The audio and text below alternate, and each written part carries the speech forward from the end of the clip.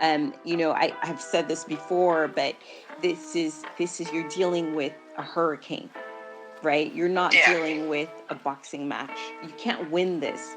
You can't fight the hurricane. What you do is prepare for the hurricane. And I say this not to discourage people, not to be pessimistic, but just so that everybody can be prepared.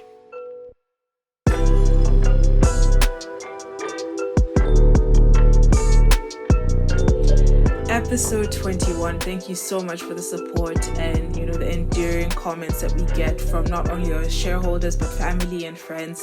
Thank you so much for tuning in every week to get these gems of knowledge being dropped by nothing short of people who have experience and very high caliber type of guests that we've been having so far. Please do not forget to like, share, and comment and tell us more about what you think of the guests that we bring on. Remember that this content is curated for you and our listeners. This week we're going to be talking about guiding African entrepreneurs in building global businesses. So last week we talked about it being by Africa, for Africans, for Africans. And, this time now we're looking at the global market, because the reality of the matter is that we need to look at the world as a global village. Our guest today is nothing short of a boss lady. Forbes Africa has listed her as one of Africa's 50 most powerful women in 2020. She is the founder and CEO of Appstick. She's also the co-founder of IO Spaces. She sits on quite a number of boards such as AfriLabs, Venture Capital for Africa, the African Media Initiative, Anez Education, Seguba, and I Am the Code. I am in awe because Rebecca Enonchong is with us today. And yeah, let's just give her a warm welcome. Rebecca, thank you so much for being with us today. Thank you so much for It's having me. it's an honor actually to be, in the presence of a one of Africa's 50 most powerful women in 2020. Thank you so much for having me. I'm honored. All right, so maybe you can tell us who Rebecca Enonchong is and what motivates you on a day to day. I think what really my core is it just being an entrepreneur. I've been an entrepreneur for over 20 years, and I think that that's really what most defines me. And then trying to support others, especially Africans, in their journey of becoming tech entrepreneurs. All right, so tell us where your passion for tech comes from and what motivated you to pursue it further. I think it's always been in me. I just remember, from the first time I ever touched a computer, um, and understood its power. And you can change the world with a computer. And that was so exciting to me that I became very passionate about it. As I said very early, and have I want to share that passion. So I wish other people understood the power of technology and the good that it can bring. Okay, all right. So you are the founder and CEO of Appstick, and last year Appstick celebrated 20 years since its inception. How did you come up with this idea and start this global business? So I used to work for Oracle, which is a huge software company, one of the largest in the world. And I was specialized in something called, at the time, this is way before we called it fintech, but it was called financial technologies, which was basically the technology layer between what the users see and the all the tech underneath, that they don't see. And so I my specialty was understanding what happened when a user clicked on a certain button, what would happen on the back end. And so that's, at the time we called it financial technology. And so when I created my company, when I left and created my company, I called it Financial Technologies Group, so FinTech Group. at the time. And then realized that I was doing more than just financial systems. I was also working on other applications that weren't necessarily financial, like HR, procurement, that kind of thing. And so I changed the name. And this is in January of 2000. I changed the name from Financial Technologies Group to Application Technologies, which is Appstick. So we ended up shortening it all together to Appstick, but yes, that's the origin of the name. Right. So what was your trigger when you started Appstick? What is the one thing that you wanted to get out of it? At originally, I felt like I just wanted to do something on my own. I was tired of working for other people, and I was traveling too much. This is very funny because I travel way more than I did then. But I was, I was in a different city every week, and it was really hard on me. And so I just said, let me see about starting my own thing. Maybe I'll just do some consulting. And one of my friends that later even became an employee said, hey, if you set up a company, um, rather than you being a consultant, you can charge more as a company versus as an individual. I was like, oh, great idea. And that just got me started. And of course, if you're going to start a company, then I wanted to do a business plan, and I did my plan. And in my plan, I realized that, my goodness, this could really work, and I could really make money off of this. And I think my plan my was to generate $1.8 million in the first year, based on how I looked at the market, and how I intended to approach this market. And we ended up doing more than that. We ended up doing over 2 million in our first year. So I it was exciting but it didn't start out as, oh, I'm going to create this multi-million-dollar business. It really just started like, I just want to stop working for other people, and I want to stop traveling. So I know it's not very inspiring to say, but that's the truth. But obviously you're doing something in you're working, or you started something in something you're very passionate about, which is tech. And it just echoes through how you're explaining what Appstick does, and how it came to be, despite you not wanting to work for other people. But obviously we're looking at it from obviously a lot of people look at it from a perspective that it's a very male dominated tech industry. So what challenges did you face, and how have you been able to address them till now? Yeah, I mean, I think that passion drives so much. Passion is what allows you to overcome so much adversity, especially in business. If you're not passionate about it, and you just don't have it, the passion gives you that energy that you need to get to the next level, and to get to the next step, and to overcome all these challenges. So obviously you're in a very male dominated tech industry. What challenges did you face, and how have you been able to address them till now? Yeah, I think especially because I started my business in the US, I had the additional burden of being a foreigner. So I was a Black African woman in a white American male dominated industry. And therefore, first of all, even from an employee standpoint, when I was working, I always had to do more.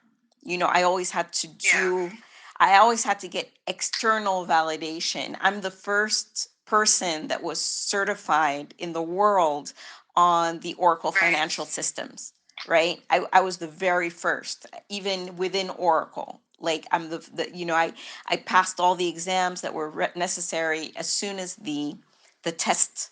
I mean, as soon as this certification was available. And so you always have to work harder and to prove, and always get external validation. Um, so that was, but I think that, I always believed that technology was the great equalizer.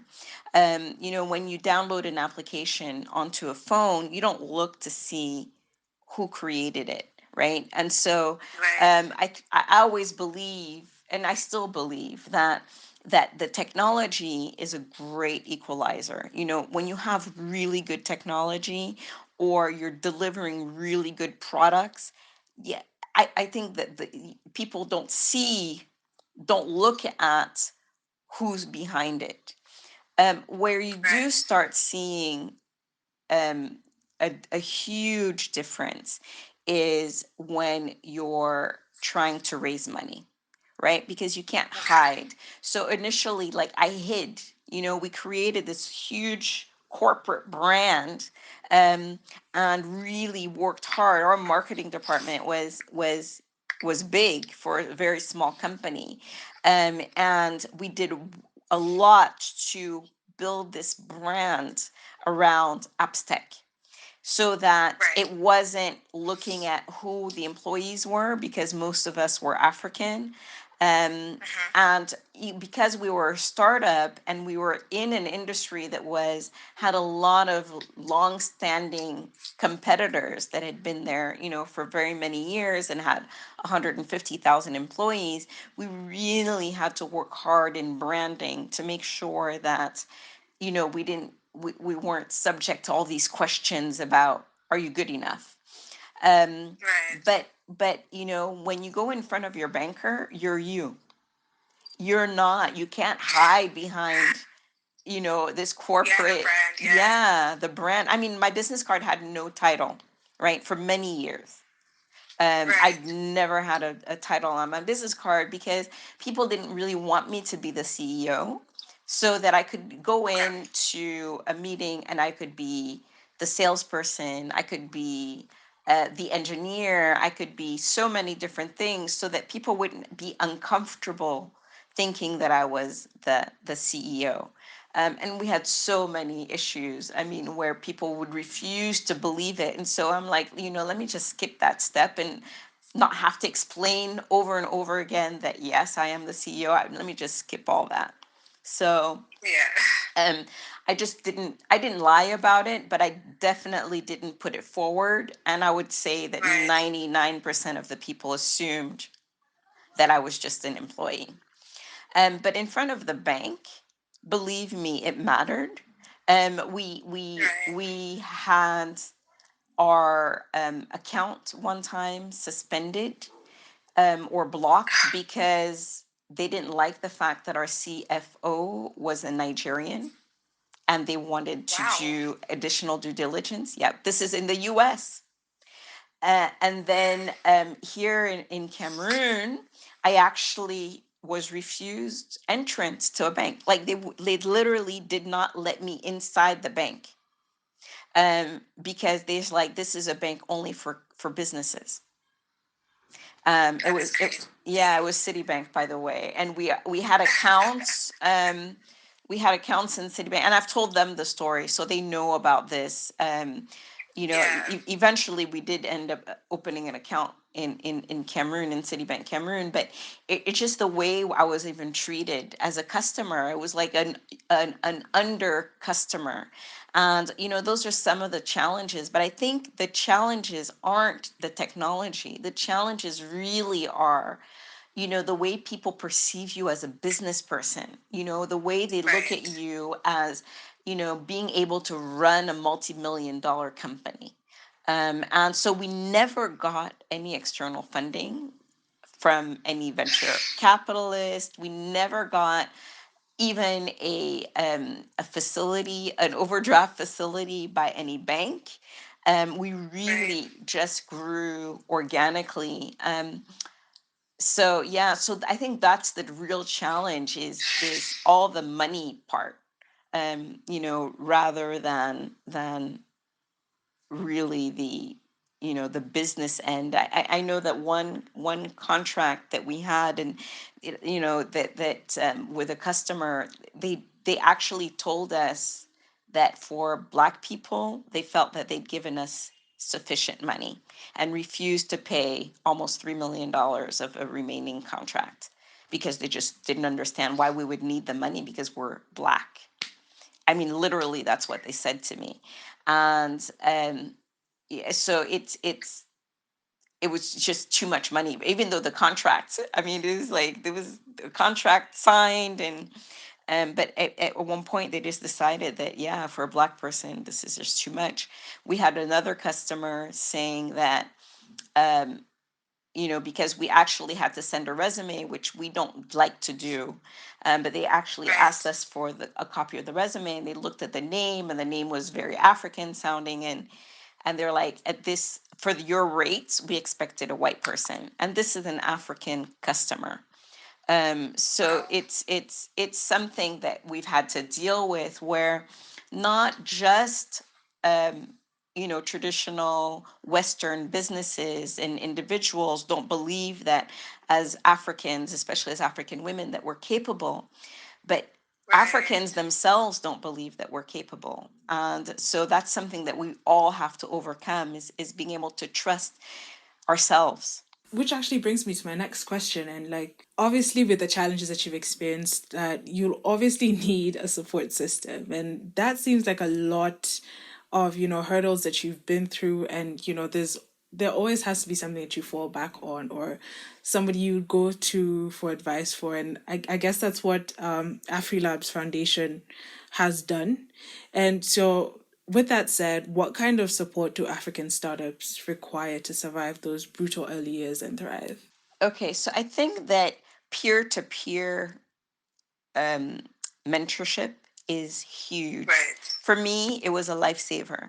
Not getting mentorship from people that had accomplished, and but people that were in it, and knowing Right. that my experience is not unique, that other people are going through the same difficulties and the same challenges as I am going through. And being able to really support each other that way is so, so important. And there was no structured way for me to do this when I first started my business. There were some other African diaspora entrepreneurs, and we started an organization called the Africa Technology Forum, and we just understood each other so well, and we supported each other so much, but there was no real structure to it, as a support mechanism for entrepreneurs, which is why one of our early projects as the Africa Technology Forum was the African Center for Technology, Innovation and Ventures, which was to be a center to support African tech entrepreneurs. And we wanted to be based on the continent. And that's the project that ended up in as being active spaces, which is um, um, the technology hub here, one of the technology hubs, or the first one in Cameroon. Yeah. So we opened our first one in 2010, our second one in 2012. And Active Spaces is also a founding member of the AfroLabs network. And AfroLabs started with 5 hubs in 2011. Today we have over 200 hubs, um, in 46 different African countries, supporting a community of over 1 million African tech entrepreneurs. And I think that's really, really a testament to how important technology has been, and how much more structured and organized we are becoming as an ecosystem. Great. So, investment in startups. You've mentioned that you didn't have as much access as maybe your white male counterparts when you were starting up, and getting investments, and as well as being an African, they would discriminate and sort of be very skeptical of the your day-to-day operations. So, given that experience in the startup space, how can African startups ready themselves for investment? And when is the right time to raise this investment? Um, so I think that the best time is when you already have a working product, and you have a few customers that are using the product, and you're getting feedback from those customers. So, regardless of which model you're using and what that might maybe called, product market fit is really what we're talking about, is really the best time to start looking for outside funding. It's very difficult for any startup anywhere in the world to get funding before you've reached that stage. And I see people like, I have this great idea, can you fund me? And I'm like, no, we don't fund ideas. A lot of people have great ideas. I have a lot of great ideas. It does not mean that you can get funding for them. And in our context, in the African context, getting to that point where you've been able to complete your product and you've been able to get it to market and you have a few customers is so much more difficult because of our environment. That this is why a hub is so key. All these incubation programs that support startups and are completely free to the entrepreneur, that really support you and taking that idea and getting it to market, and so that you can start generating some revenues or generating some traction, and supporting you also in preparing the necessary documents and being qualified or trained in how to approach an investor, what the lingo is, the sorts of documents that you'll be required to present, how to prepare those documents, how you'll go through a due diligence process, the negotiation. All of those things are skills that a technology hub that has an incubation program can bring to an entrepreneur. Um, we don't have those uncles and cousins and friends, as those that are sitting in Silicon Valley do, that can say, hey, this is how it goes. I'm going to call up, my buddy and ask him to put in some money. And, so in order to overcome those challenges, I think going through a hub is really critical for many entrepreneurs. Not all of them need it, but it's definitely support that I would recommend. What do you think are the 5 major trends for startups to leverage 2020-21? Okay, so my five are to survive, to survive, to survive, to survive, and to survive. I think that we're dealing with an unprecedented situation, and I really encourage startups to hunker down, and to stretch their cash for as long as possible. I was reading, I actually tweeted about an article today, that actually talked about how to deal with the current COVID crisis. And it said that if you haven't modified your business plan since the beginning of the month, then you're in denial. So I think that this is really critical, because I'm not seeing entrepreneurs realizing how bad the situation is going to get. So many have, these projects and are thinking that, hey, we're just going to work from home for a couple months, and then in a couple months things will be better. Our revenues are a little bit down, but then after those 2 months, then they'll be back up again.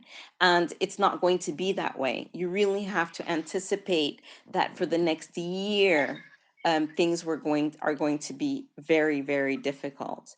I have said this before, but this is you're dealing with a hurricane, right? You're not dealing with a boxing match. You can't win this. You can't fight the hurricane. What you do is prepare for the hurricane. And I say this not to discourage people, not to be pessimistic, but just so that everybody can be prepared. Because I think what we're not seeing is the number of big companies, a number of small companies that are just going to disappear. And so, whether you're a consumer based business or a B2B, you're going to suffer, because your customers won't be around anymore. Or they won't be able to afford your services or your products anymore. And so, we really have to prepare for that and hunker down. All right. So, on a lighter note, amongst the numerous awards and recognition you have received over the years, how do you feel about being named by Forbes Africa as one of Africa's 50 most powerful women in 2020? Wow, that was such an honor, particularly because of the other women that were included in that 50. It's they're remarkable, and I feel so small next to them, but really I am I'm blessed. I'm very very thankful and very very honored to have been included, and especially since we did a photo shoot. So four of us appeared on the cover of the women's Forbes Africa Women edition.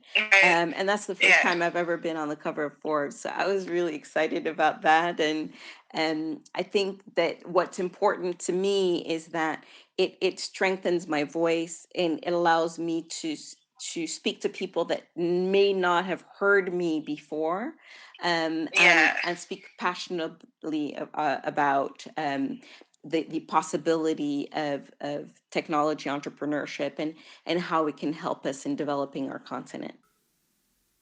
I mean, if you think about it, you're on the same list as Gracia Michelle in a list of Africa's most influential and impactful ceiling crashers. Like, that's absolutely amazing. And it's such an honor to have you on here because, I mean, 50 most powerful women in 2020. That's a very big accolade to have as well. Well, I'm especially honored to be on your podcast. I mean, I've been following ALU, and everything you've done is incredible and very remarkable. So it's an honor for me Thank you to so be on your much. podcast.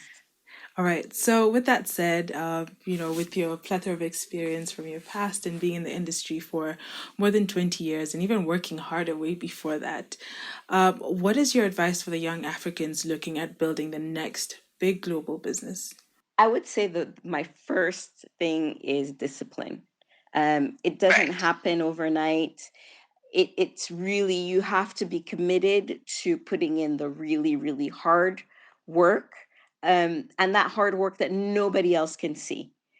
So nobody will be able to congratulate you on how hard you're working, because a lot of it is behind the scenes, and so that discipline is really important. Also, self denial.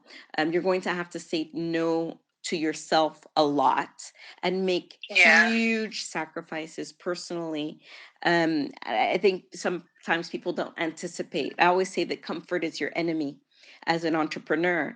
And what that means is that, whenever you choose a life of comfort over the life of sacrifice that's required when you're starting your business, you'll lose, and you can't grow with that mindset.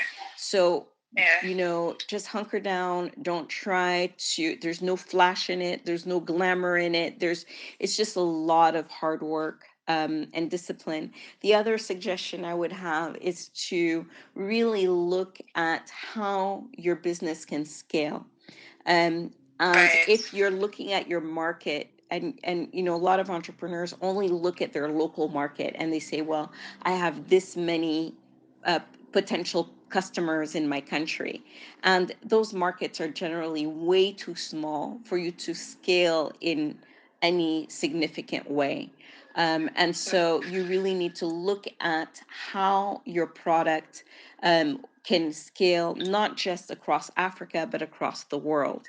And I think that we are so capable of creating solutions that the entire world can use, that we should not limit ourselves to just our local market. I mean, if you can scale if you limit, as you said.